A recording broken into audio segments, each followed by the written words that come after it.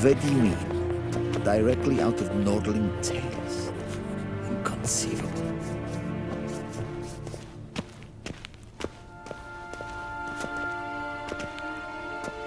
Geralt, that tunic. You look positively smashing. Dying to take it off. I'd consider that a proposition under different circumstances. One I might even take you up on. But we've matters to attend to. Now do you understand why I'm at Emir's court? Mm-hmm. And seems we're in the same boat now. Ciri, she's really back? No chance he's mistaken? Look, that's more or less what she looks like now. Or so our agents claim. Our little witch has grown into a young lady.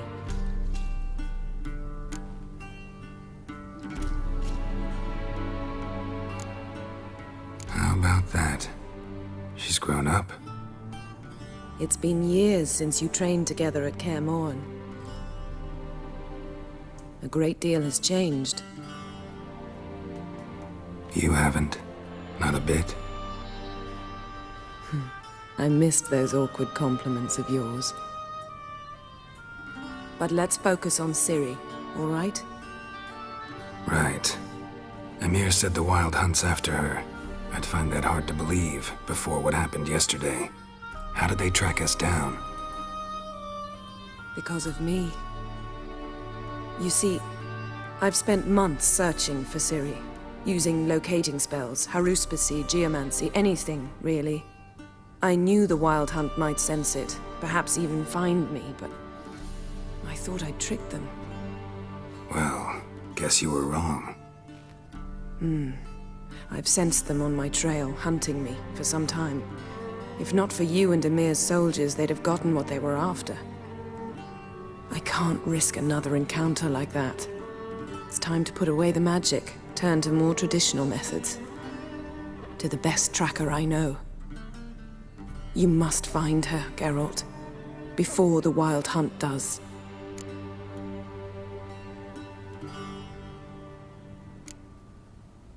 The Wild Hunt? What could it want from Ciri? I've no clue, Geralt. Might have written them to ask, but I don't have their address. I know as much as you do. It must be about her blood. Her gift. As for what the Hunt wishes to do with that gift, I'd prefer not to think about it, really. So where's Ciri been seen, exactly? In two places. Velen and Novigrad. The trail in Velen is most promising. You should make that your first stop. Ask for a merchant named Hendrik at the inn at the crossroads. One of the Emperor's agents. He should get in touch with you. That's it? No passwords, secret handshakes? None. Sorry to spoil your fun. Your boyhood fantasies about the crafts of the trade.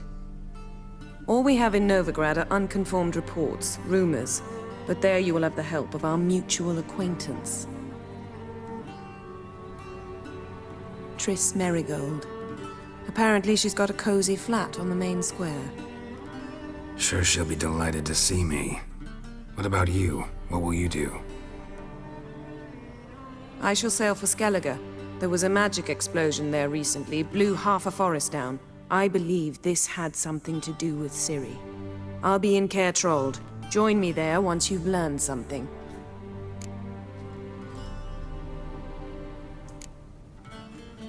One thing before we go. Why didn't you contact me? Didn't need me? Didn't even want to see me? I didn't want to spoil things. I'd heard you and Triss made a great couple. Yen, I'd lost my memory. Really? That's your excuse? Let's drop it, all right? It's not what you think, or it helped me understand how much I love you. I don't wish to hear it. Any of it.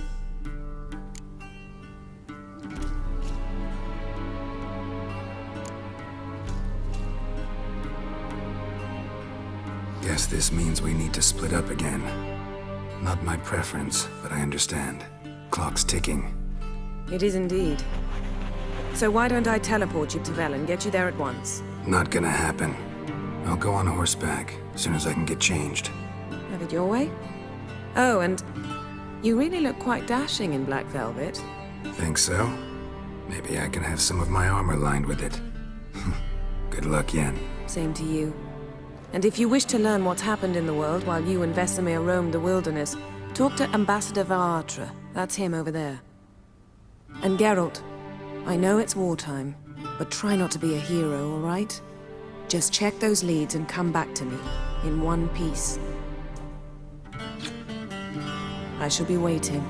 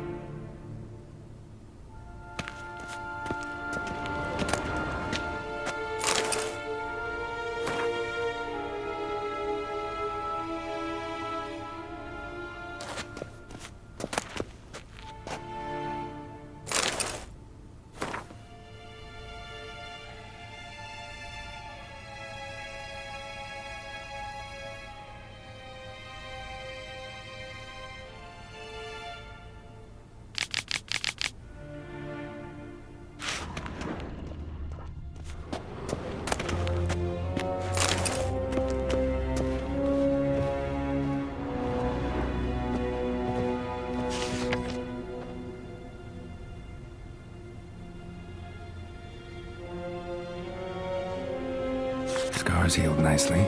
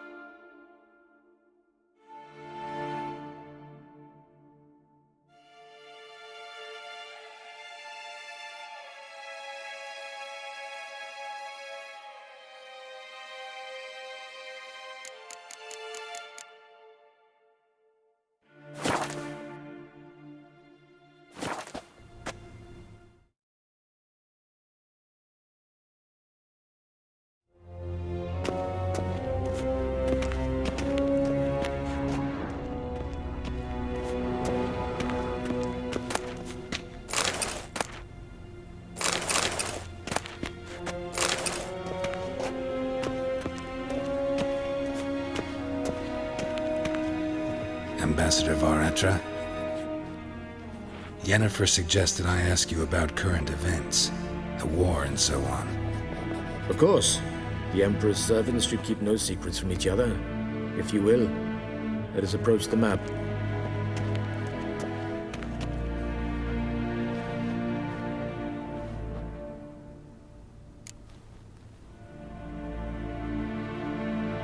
How's the war going?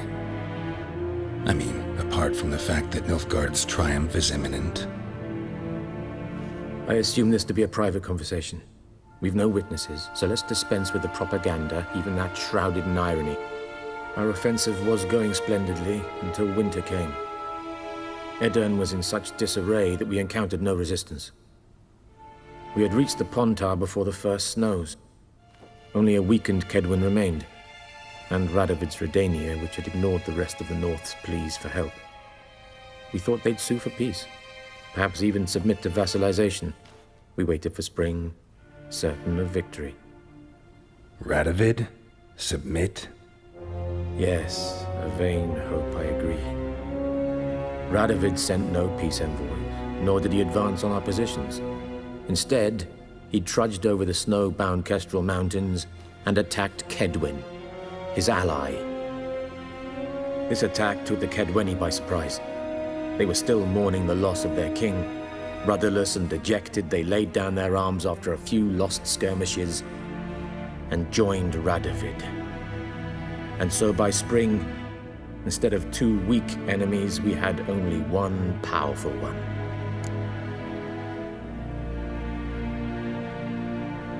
That admiration I hear in your voice? Radovid is our foe, but I cannot deny he is clever. He played us for fools, particularly dense ones at that.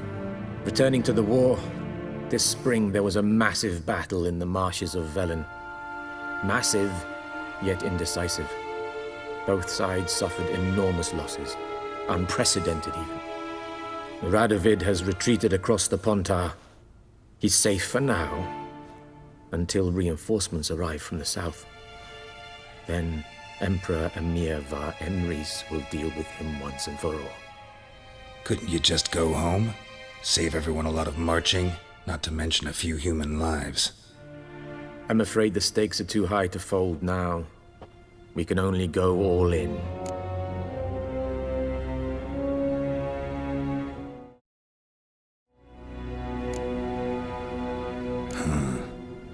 How do things look in Velen? As bad as ever, perhaps worse. This land never flowed with milk and honey, and now it flows with blood. Armies have swept through it several times, trampling fields, looting granaries, burning villages. Famine grips the populace. So how's ruling that earthly paradise going for you? Not well, to be honest.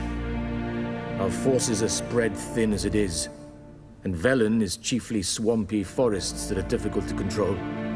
We've had several patrols never return to their camps. Thus, we've temporarily delegated authority in this region to a certain Nordling, a former low-ranking officer in the Temerian army, one Philip Strenger, better known by his nom de guerre, the Bloody Baron.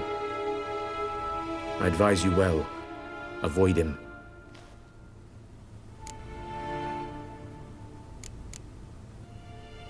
Any news from Novigrad? Is the free city still free? Yes, although everyone knows this won't last. Radovid is in Oxenford, and the Emperor is here in Vizima, at Novigrad's doorstep, both. And both require coin and ships. Novigrad can provide these. Which is why the mood in the city is rather, well, on edge. Meaning? How do men deal with fear? They seek reassurance and scapegoats. The Church of the Eternal Fire understands this perfectly, and so it promises to improve the lives of its flock by pointing out the guilty. Who started the war? Who profits from it? Why, it's obvious. Mages, elves, dwarves, in a word, any and all deviants. I've been stationed in Novigrad for 13 years. First as a consul, then as ambassador. I've seen a great deal. Cruelty, cynicism, greed. But what is happening there now concerns me greatly.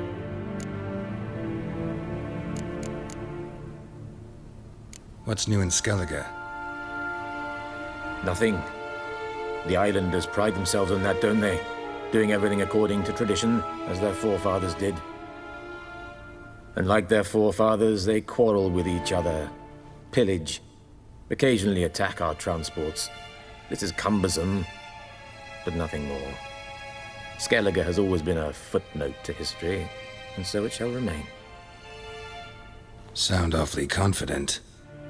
What if King Bran manages to unite the Jarls?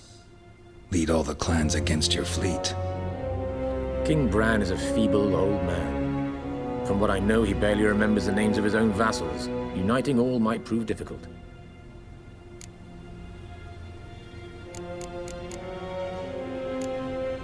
Thanks for your help. Think nothing of it. May the great sun light your path. Yes, Geralt? Something else?